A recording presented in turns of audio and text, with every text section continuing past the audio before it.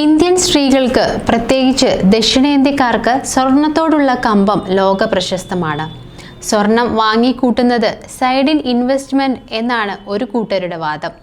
എന്നാൽ കഴിഞ്ഞ 15 വർഷം കൊണ്ട് ഇന്ത്യൻ കുടുംബങ്ങൾ വാങ്ങിക്കൂട്ടിയത് ചില്ലറ സ്വർണമൊന്നുമല്ല കേട്ടോ. ഏതാണ്ട് 12,000 ടൺ വരുമത്. 2010 മുതൽ 2024 വരെയുള്ള കാലയളവിലാണ് ഇത്. ഇതിൽ ഏതാണ്ട് 8,700 ടണ്ണും സ്വർണ്ണാഭരണങ്ങൾ തന്നെയാണ്.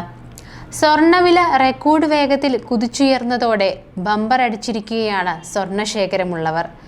ഓരോ വർഷത്തെയും ശരാശരി വില കണക്കിലെടുത്താൽ ഇത്രയും സ്വർണം വാങ്ങാനെടുത്ത ചെലവ് 50 ലക്ഷം കോടി രൂപ വരും. ഇതിൻ്റെ ഇപ്പോഴത്തെ മൂല്യമാകട്ടെ 110 ലക്ഷം കോടി രൂപയും. ഇന്ത്യൻ കുടുംബങ്ങളുടെ മൊത്തം ലാഭം 60 ലക്ഷം കോടി രൂപ വരെ വരും. 15 വർഷം കൊണ്ടുള്ള കണക്ക് ഇതാണെങ്കിൽ ഇന്ത്യയിലെ വീടുകളിൽ മൊത്തമുള്ള സ്വർണ്ണശേഖരം 25,000 ടൺ വരും. വേൾഡ് ഗോൾഡ് കൗൺസിൽ കഴിഞ്ഞ വർഷം പുറത്തുവിട്ട റിപ്പോർട്ട് പ്രകാരമാണ് ഇത്. തിരുവനന്തപുരത്തെ പത്മനാഭസ്വാമി ക്ഷേത്രം ഉൾപ്പെടെ ദക്ഷിണേന്ത്യയിലെ ക്ഷേത്രങ്ങളിൽ മൊത്തം 3,000 മുതൽ 5,000 ടൺ സ്വർണ്ണശേഖരമുണ്ടെന്ന് കണക്കാക്കപ്പെടുന്നുണ്ട്. ഇതിനു പുറമെ റിസർവ് ബാങ്കിന്റെ കരുതൽ ശേഖരത്തിൽ 879 ടൺ സ്വർണമുണ്ട്. ഇതെല്ലാം ചേരുമ്പോൾ ഇന്ത്യയിലെ മൊത്തം സ്വർണ്ണശേഖരം ഏതാണ്ട് 30,000 ടൺ വരും.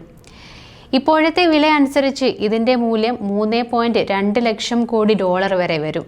അതായത് ഏതാണ്ട് 275 ലക്ഷം കോടി രൂപ.